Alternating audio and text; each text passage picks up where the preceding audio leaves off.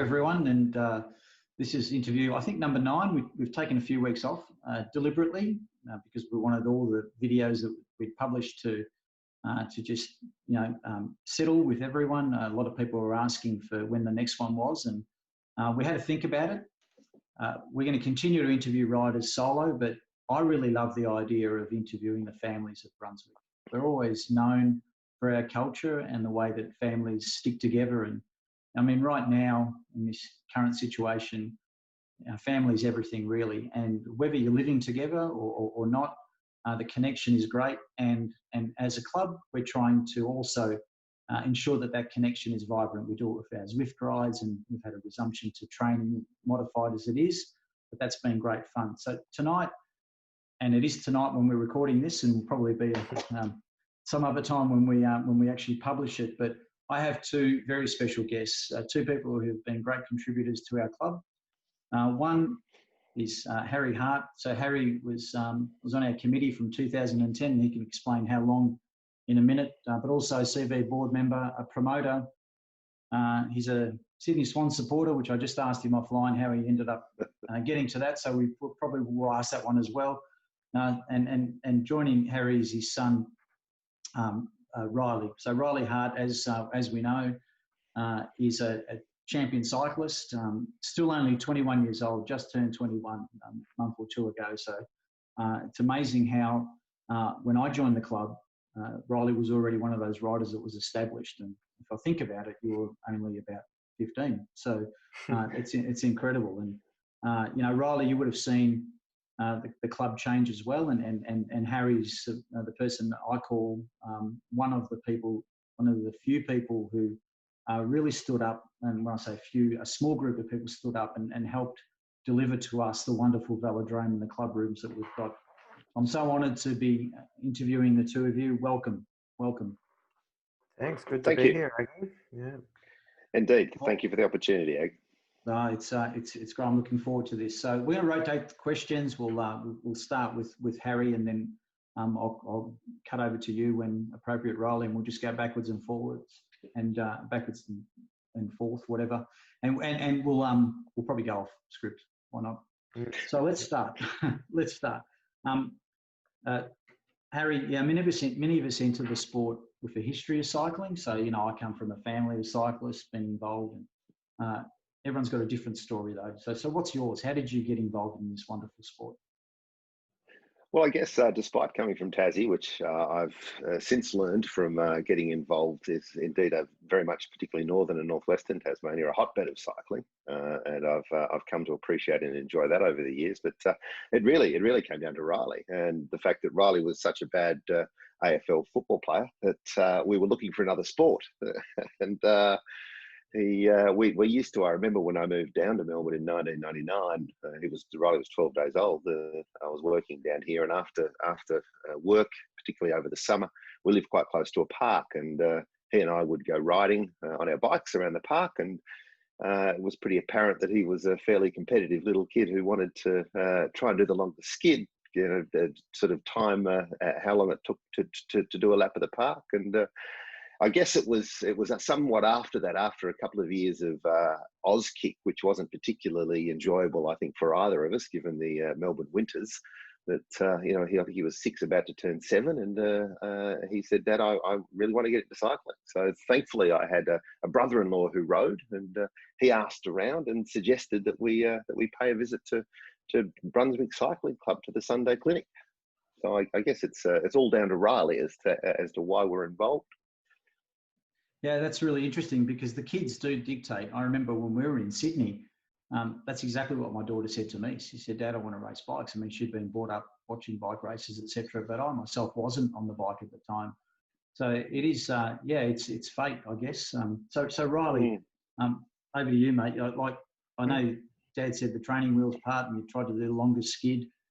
How did you then discover or take the next step? I mean, you ended up at Brunswick.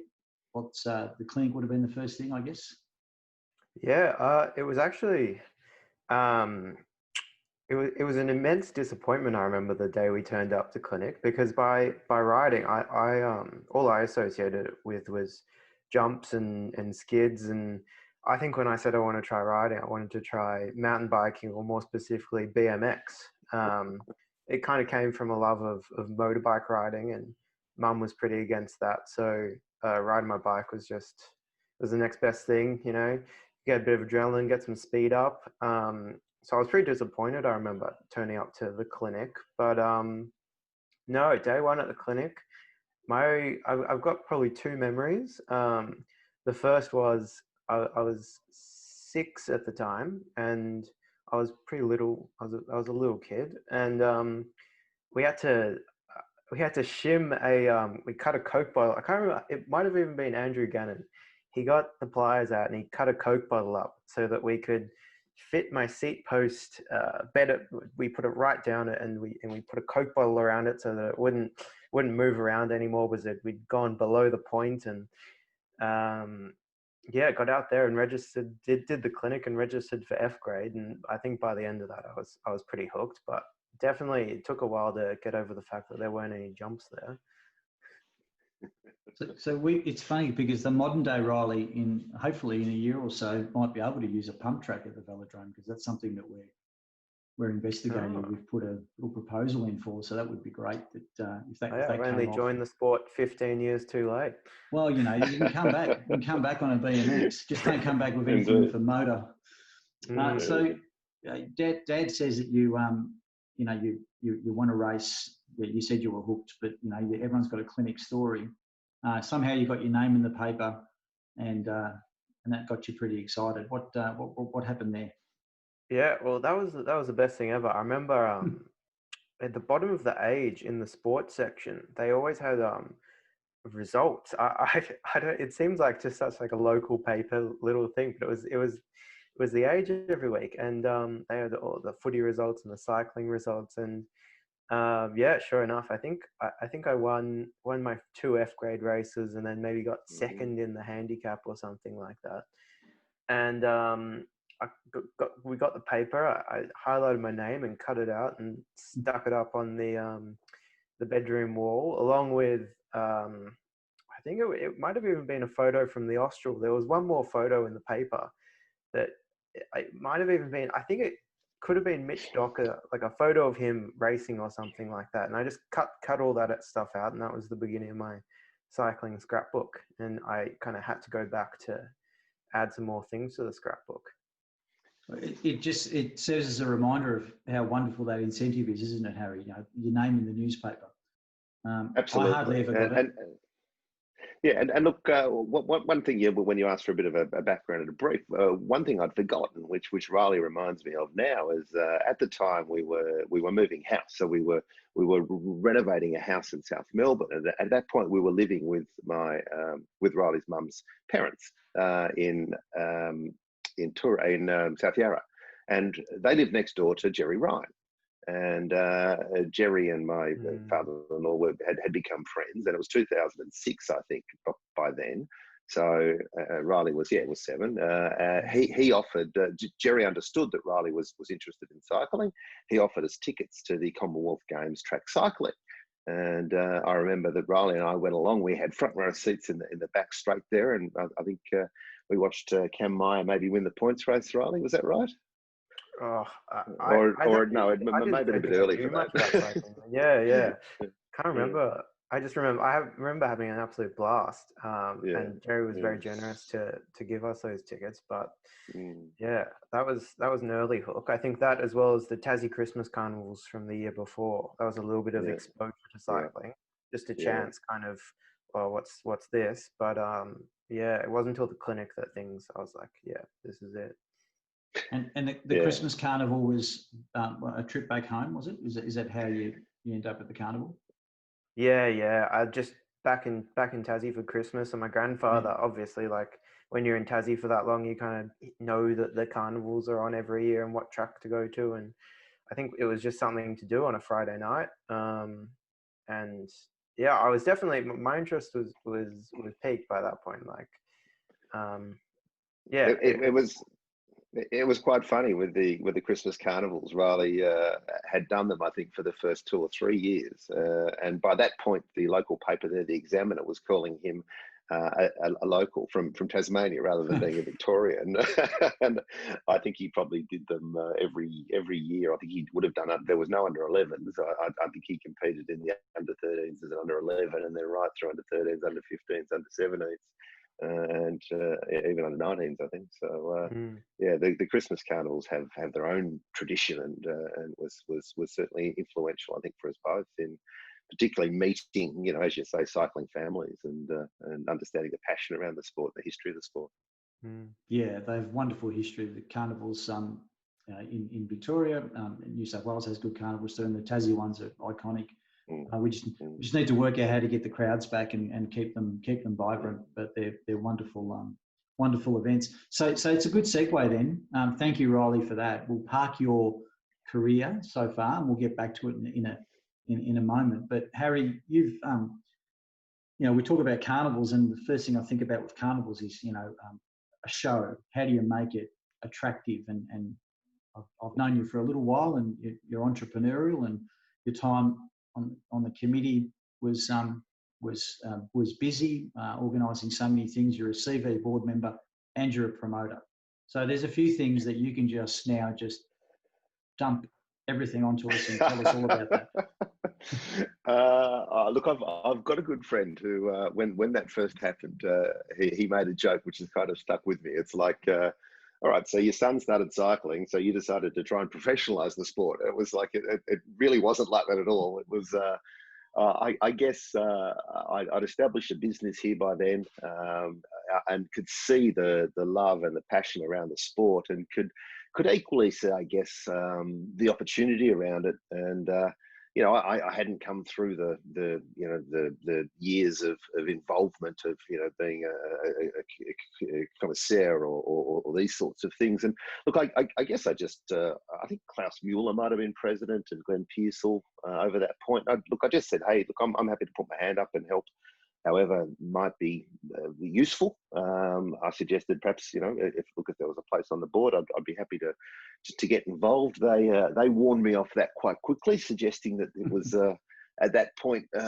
rather political and perhaps not a great idea for my involvement. But they said, look, they're putting a tender out for a track promoter to promote the Austral and a number of other events. And of course, by that time, what was then Hisense Arena had been around and was originally created as, in fact, a velodrome for the Commonwealth Games, was then changed to an all-purpose arena, which made it difficult for cycling because of the cost of transitioning it from an all-purpose arena to a velodrome was significant. But look, they asked if I might be interested in that, and at that point.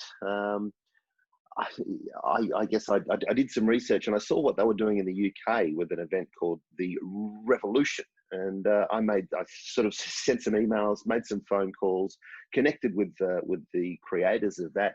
Ended up flying over to London as part of another business trip, and came back and pitched it and said, yeah, look, I'd be delighted to get involved in the promotion of the sport. At this point, Riley was continuing to progress through the junior ranks and enjoying it. So rather foolishly and blindly, I think, put my hand up, and my wife at the time and I involved another fellow I was riding with, Clint, help me, Riley, Clint's last name? I remember. Clint McConnell. McDonald. We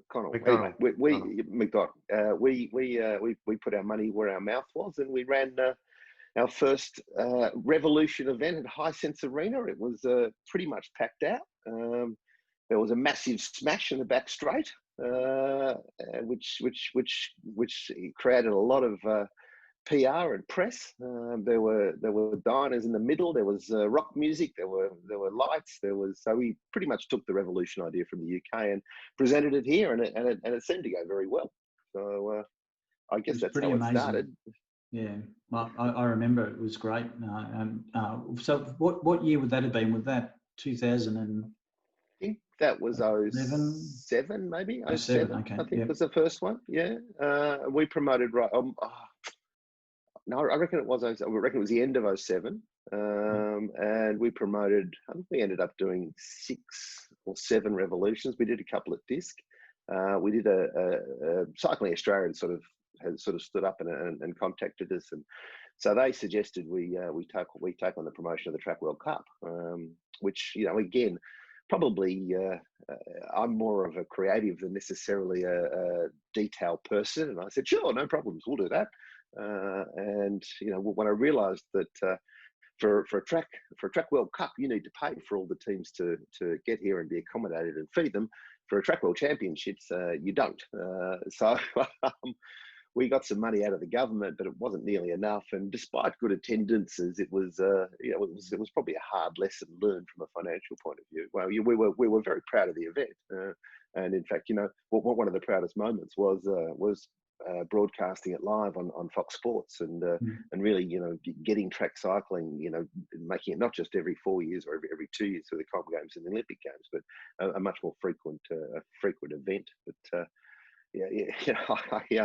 I tend to be someone who bites off more they can chew, and while the revolutions were profitable, the Track World Cups weren't, and we got to a point where I really needed to probably park that part of our life, and we passed it on to another promoter who sort of suggested that they might do something with it, but it pretty much went away, sadly. But look, they were fun times, and you know, times that enabled me to meet a lot of, and Riley, in fact, and a number of Brunswick juniors who would be the pre-event entertainment, or you know, halftime entertainment on their bikes, and also, you know, was part of what I was passionate about in junior development, around having the rising stars, if you like, who were the under-17 riders who came from all over Australia, and in fact from the UK to race at our event. So it was a fantastic time. Yeah.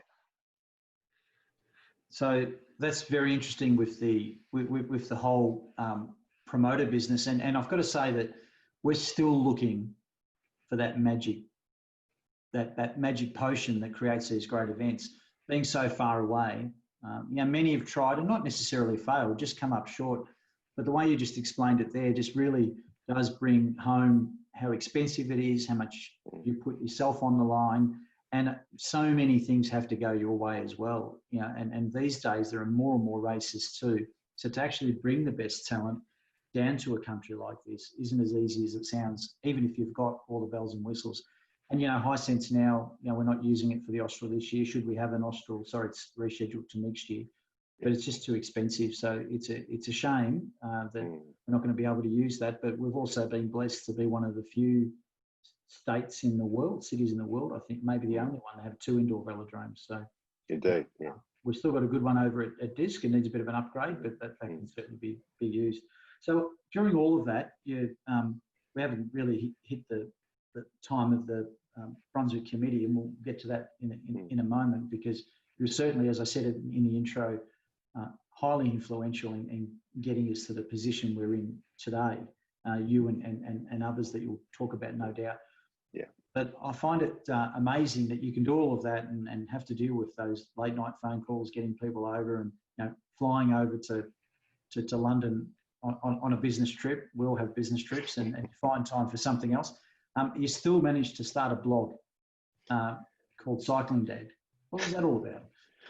Well, yes, quite controversial over its lifespan.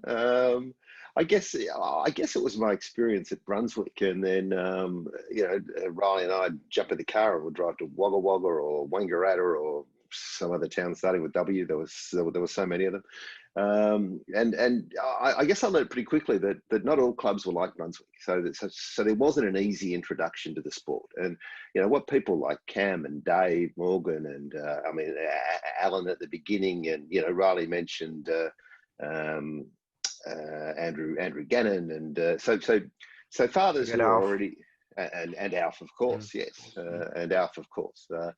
And you know what Brunswick did first with a clinic, the pathway was already there. So it went clinic, and then it went Tuesday night racing.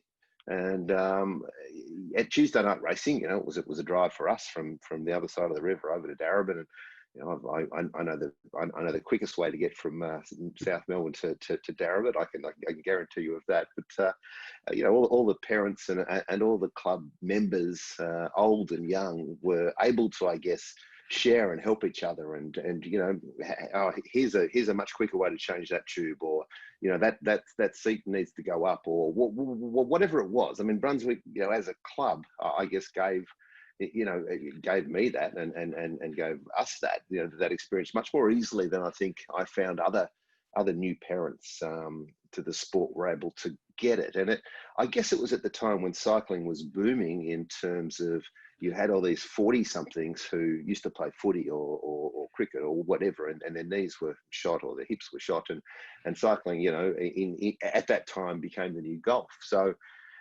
their kids were starting to enter the sport, and like me, they had no idea about cycling. They had no idea about a fixed gear. They had no idea about changing, sprockets and chain rings to fit a rollout. So I guess it was inspired by that, and that's what it started out as. And then I think it became a bit of a it was probably a little bit self-indulgent at times around providing event reports and race reports and things like that. So it was thoroughly enjoyable and hopefully helpful to some people at the time.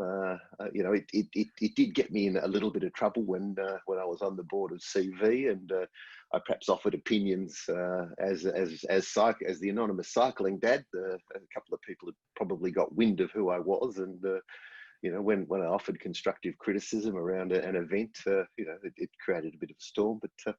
But look, I thoroughly enjoyed it. I think I learned through doing, and I got a lot of feedback on it at the time. So yeah, it was fun. It still rates high on Google. You can find it very easily. It's great. So I remember looking it up for a few tours, and I did find it rather opinionated sometimes. It's good. And you were famous for the race reports, I must say, and we probably haven't had as much animation in a race report since, to be honest. But what about for you, Riley? Does having this anonymous person that no one knows but everyone does, as your dad, does that for a young kid, does that create any you can say it now, does it create any pressures, or were you ever going, oh Dad, why? Oh look, I could definitely feel on drives him prying, trying to get the inside scoop. But I like to try and put up a bit of a barrier between my cycling friends and my cycling dad. So I know it was fine. It was funny. A lot of people got a kick out of it. But yeah, no pressure. It was a bit of fun, I thought. It sounds like because of who your father is and his drive to try and make an impact, that you as a young rider would have had I would say fairly unique upbringing. There's the cycling parent who's been involved in the sport and knows people and introduces you to people. There's the person who just gets stuck into the riding, and the parent does all the things that you would expect, help you with the warm up, make sure you don't forget your shoes, which you probably would once or twice, and all that sort of thing. Yes, he has. might crack it at the wrong time and learn a lesson or two, but to actually have experienced being really young, to have experienced that promoter side of it, and just the inner sanctum in that way. That do you think that's helped shape you now? I mean, even subliminally, some of the things you may have learned. Do you think that's made a difference? Hugely. I mean, you talk about from that promoter perspective. I still vividly remember for a Track World Cup presenting a jersey to Robert Forsterman after he won the sprint, or I still have some signed posters from, like, obviously I was the I look at it now, it's pretty funny, I was the son of the promoter, but I was down there with posters, and I reckon I got at the time Cam Meyer was my absolute idol, and I think over the course of 7 revolutions in a World Cup, I got a different thing signed by him every single time, and it was an absolute blast for me. Like, I remember a morning getting to skip school to be on the Today Show, or doing a press conference with Ryan Bailey and Anna Mears. So I look back now and I think I was in a very unique position, from the people I got to meet to, yeah, I suppose all as a result of my parents' promotion. But I mean, I want to stress as well, like there was never any pressure. I think Dad and I were both curious. He sought out as much information as possible and the best contacts and all that kind of thing. But I think it came from a shared place. It was definitely, he would push me in some sort of direction and I'd push him in another direction. And I think the fact that we both came to it at the same time, we were both learning about what Paris-Roubaix was at the same time. I mean, I remember he and I being, when Stuart O'Grady won the Roubaix in 2007, it would have been, he and I were up in the lounge room, and I don't think either of us had much of an idea what was going on, but we both knew that it was historic. And yeah, there's a certain beauty to the fact that we came through the sport, both taking things pretty seriously, as I think we both do, but in parallel times in different parts of the sport. And kind of, I think it came together to form something of a partnership that was mutually successsul. It seems like it still is. I think it's wonderful.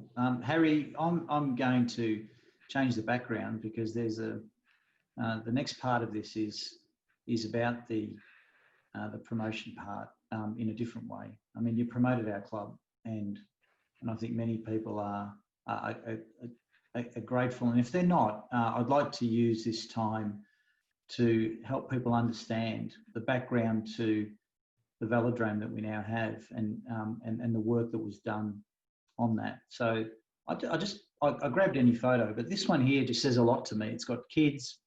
You can see the club room in the background. It's got people there who aren't riding a bike and probably never will, but they're part of the cycling community.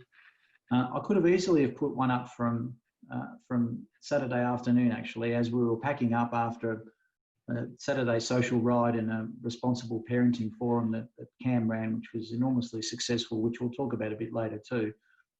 There was a photo I took of just locals using the velodrome, and our relationship with council is very strong. And you started this, and you were one of the people that did this. So can you just take us through how we got to where we are today with this wonderful venue? Yeah, look, I guess so. I was tapped on the shoulder at Tuesday Night Racing in 2009 or 10, or I can't recall when the elections were, but it was either late 09 or early 10, and asked if I'd be interested in applying to join the committee. I was in two minds. By that time and by that age, I understand that I'm not a great committee person because I have limited patience with waffling and talking around things too much. But to look, for my experience and to help Riley and the other juniors that we'd begun to build a really good relationship with, I said, "Yep, look, I'll certainly get involved." And Alan Compte was president and was doing a fantastic job. His wife Janine, Dave and Cam were both on the board. Alf was treasurer.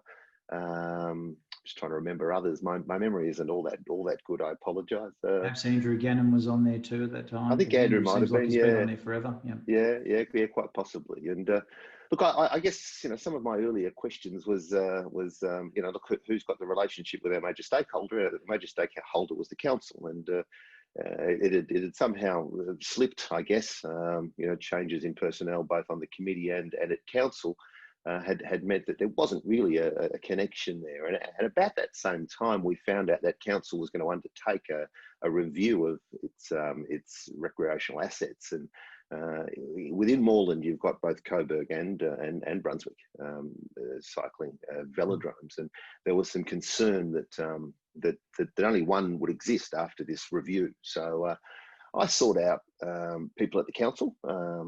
And look, thankfully, my call found a fellow called Joe Lapino. And Joe and I met on numerous occasions very early for breakfast. again over that side, so I'd have to leave it even earlier. But we formed a bit of a plan to ensure that the survival of both velodromes, and I was certainly pushing the Barra of Brunswick and its connections with the community and its long history and its desperate need for renovation and support. So he really bought into that, and together we were able to sort of take it to a point where we were able to, and look, a lot of it was really down to him being very determined and acting on our behalf to take it to council and to get some funding for that. So look, I was thrilled, as was the committee. Look, I'm not a builder at that time. We decided to form a building committee because there are a number of members at the club who had experience in that area. And, my cunning plan at the time was to effectively win the tender and bring the building in-house, because we'd be able to do so much more with the money than if it went to one of the council's regular sort of Contractors. building, contractors. So we thought that was going very, very well, and until a council meeting that I attended where it had been sort of kicked up. Joe was out of it. It had now been to, again, a council subcommittee where they said, oh, no, you can't be involved in that anymore. And I said, well, hang on a minute, that wasn't the deal. So I again, I'm somewhat short of patience, and I suggested at that time that, that wasn't what the agreement was, and I was fairly displeased. Thankfully, by that time we had Matt Ladner in and involved. Alan was actually going to leave the year after I joined, and I was asked to consider standing for president. But look, at that time I was involved in other things, and Alan agreed to stay on for another year, and we both sort of worked with Matt and mentored Matt with a view to really him taking over for a lengthy period of time. He and his brother were family, they went right through there. They understood, he comes from a good solid financial background as well, and he acted, while I lost my shit while I was frustrated with the council to a certain point, he was able to be very calm, and we handballed it to Matt and the velodrome building committee, and it really my involvement really stopped there. It was around sort of ensuring we got the grant and some timings, and a terrific group of people took over from there and helped create what the club has got now. So it was really very much a joint effort. Yes. And we're grateful. Matt took over as president, and then Hamish, and yep, that's right. Then I got that tap on the shoulder, and lots of people come up to me and go, "Oh, you've done a wonderful job with the club rooms." I go, "Look, it's actually got nothing to do with me," and I think it's important that people realise, and they do, that these things don't come easily, and they don't happen overnight. They do take a lot of work, and it is those early morning breakfast. But to me, so far, what I've heard from you is commitment, and you spent years on the committee, and I think you've already spoken about the highlights. Before we cross back over to Riley, what are those highlights? In a nutshell.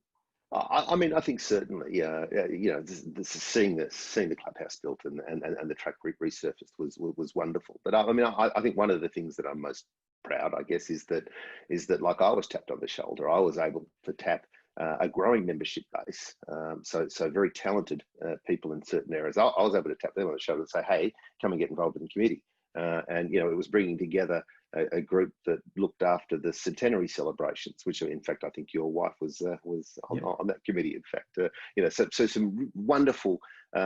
Some of them were writers themselves, others were parents of writers. Again, just Matt and Jared Otto and again, Tony Morn. Yes, Tony Morn, yeah. So, look, I need to apologise to the people who I forget, but so I guess I'm proud of bringing others in and encouraging them to use their skills and attributes and passion to make the club a better club, and I've certainly seen that. But yeah, it was a joyous that, and I think the other highlight was probably. Look, I was involved with Max Stevens on creating the National Junior Track Series, and you know, I was on the Cycling Australia Track Commission at the time, and Max came to me and said, "Hey, I really want to do this." And I really, you know, sort of bought into that and worked with Max quite actively to create that, and seeing the success of that, and the juniors that have run through that, come through that, both from Brunswick but from all over Australia, it you know, it enabled, I think, track cycling to have a real relevance and pathway for juniors. So you know, equally proud of that, I think, and yeah. Well, every one of those names that you mentioned still makes a contribution to the club, as you do. And whether it's riding around on a Thursday, as Alan sometimes does, or, you know, Janine looks after our clothing still. You know, Matt's come back from Sydney, and, you know, Matt, with you and a few others, I've asked to be some sort of, you know, guidance group for people like me and others. We do tend to look after each other, and I think it's wonderful. But I've got this saying that I share with my daughter: "It's not what you got, it's what you give."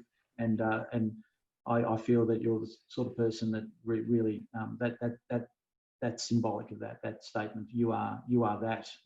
You've got a lot, but you give a lot rather than just keeping it. So I really appreciate you sharing that. I'm going to give you a rest. Thank you. Because the segue is perfect about NJTS. You have a sip of wine. Good.